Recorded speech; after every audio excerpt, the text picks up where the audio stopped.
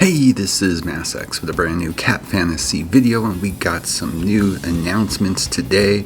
We got the limited event, A Song of Hearts Entwined. We got the event summon for Shiki, Ode to Seasons, contract update with Asura, Frosty Flippers. We've got battle practice, Shiki, Ode to Seasons, training trials with Shiki, Ode to Seasons, and world boss is Shatrand Red. And the new combatants, as stated above, is Shiki, Ode to Seasons, and Asura, Frosty Flippers. But let's dive in. Oh, right there. So there's Shiki. And of course, we still have our banner going for Trixie. So let's go ahead and take a look at this character first, and then we're going to dive into a bunch of other stuff. So we have a 2-week banner for Shiki, Ode to Seasons. Let's take a look at this character. It is Blue Pathos Trinity, Japanese bobtail, long hair. So let's see what this character can do for us, if it's worth pulling for. Well, first off, we've got the Aquatic Gaze. AoE Clear removes 2 stacks of buffs from all enemies and deals damage equal to 51% of this combatant's max HP to the targets. Well, we know how this character is going to be built. I'm guessing it's going to be pure HP. At 1 star, we're going to increase that base damage to 58% of max HP. At 3 stars, it's 65% of max HP. And at 5 stars, it's 72% of max HP. Then we've got Ripple Dance. Damage healed deals damage equal to 25% of this combatant's current max HP to one enemy and heals all allies for 60% of the target's HP change. Okay, so that's going to be a big variable. Ripple Melody. It's a buff, increases the max HP of all allies by 20% of this combatant's pre-battle max HP. Again, reaffirming the point, this character is going to need to be built with pure HP if at all possible, with the increase not more than 35% of the target's max HP. Then we've got the passive skill info. Increase the max HP of all allies with the Trinity particle form by 12%. After using Aquatic Gaze, the next Ripple Dance deals AoE damage. Interesting. At 2 stars, it increases the max HP boost effect to 15%. At 4 stars, it goes to 18%. And at 6 stars, at 20%. The star up effects for this character: at 1 star, at the start of battle, all allies with Blue Pathos gain a buff that reduces their final damage taken by 25% for 2 turns. That's nice. Okay, I like that actually. That could be very effective against the current meta. Unlocks at 4 stars. After using Aquatic Gaze, for each enemy target stripped of buffs, all allies gain 1 stack of an effect that increases final damage dealt by 7% for 2 turns, and it can stack up to 4 times. That's also nice. And at 6 stars, at the start of battle, gains 1 additional SP. After using the ultimate, regenerates 1 SP and applies an effect to all allies that increases AoE damage dealt by 20% for 2 turns. Wow, I really like the star up effects for this character. So thoughts for this character? Well, it could be a good hard counter to the current meta, especially with those massive AoE hits coming in. It's really going to need some testing. If you have a solid Blue Pathos team, but not a healer, this could be your saving grace to really making that team effective. I definitely like the character, and it doesn't appear that if you're free to play, you're going to have to star this character up all the way to really take advantage of it.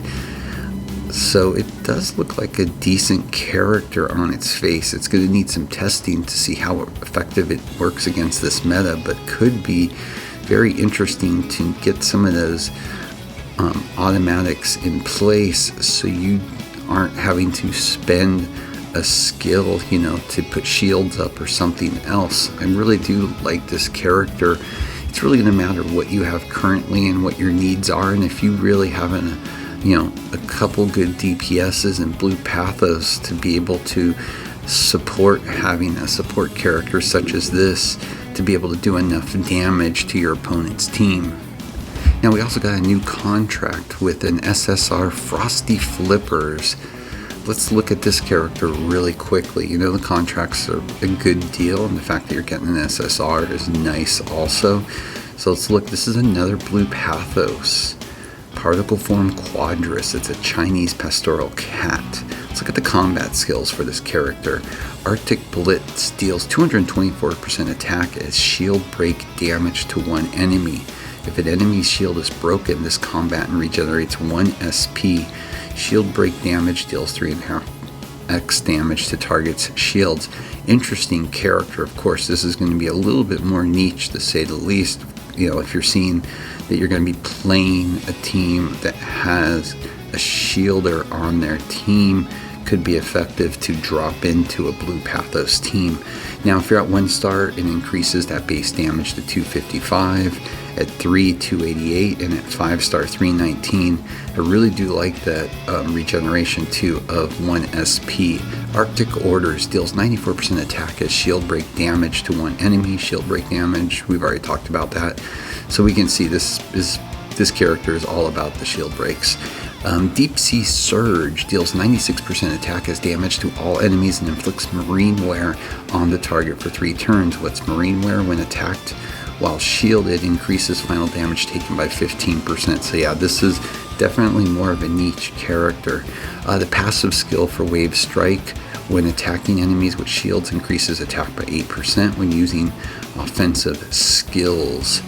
At 2 stars, that increases to 10%, 4 stars, 12%, 6 stars, 14%. The star up effect for this character at 1 star, Arctic Orders and Arctic Blitz deal an additional 20% final damage. That's nice. At 3 stars, when enemies with marine wear have their shields broken, removes 1 SP and reduces basic stats by 10% for 2 turns. This effect occurs up to once per turn. That's really cool. Also, unlocks at 5 stars. Each time a single target attack skill is used on enemies with marine wear, increases armor pen by 10%, stacking up to 4 times. Damn, I like that a lot. That's you know, again, this is a very niche character. Luckily, it's in the contracts, so you know, it's a good deal. Contracts, these types of things in most gacha games are good deals, so it wouldn't be a bad character having your sidelines, but again, it's going to be based on who you're playing. Now, we've also got the event for A Song of Hearts Entwined. So we have to attend a banquet. So that looks like the story mode. Pollution Retreat, I'm assuming it's going to be some sort of battles. Of course, you're going to have your missions that you're going to be doing to be able to start claiming your rewards and what you need, and your achievement areas, as you can see here. Decent stuff, you know. It's our standardized event. But yeah, gives us more content, so you can never complain about that. Of course, we've got our training trials. So yeah, if you would decide to pull on this character, of course, the training trials are always nice because you get some extra added bonuses as you build the character. And like we talked about before, we've got the event to coincide with the drop of this character. All in all, not a bad content drop for mid-month. Give us plenty of stuff to do and some characters to look like to decide if we want to add to our arsenal of characters in this game.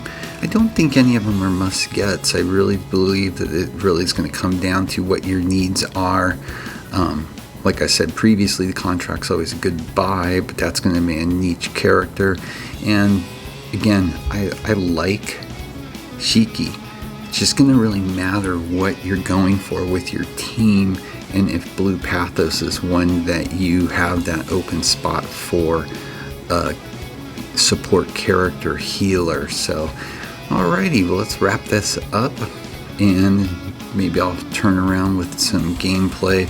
I might go ahead and try to get Shiki and do some testing for some fun, but with that, as always, please like and subscribe. It helps a lot. Have a great day.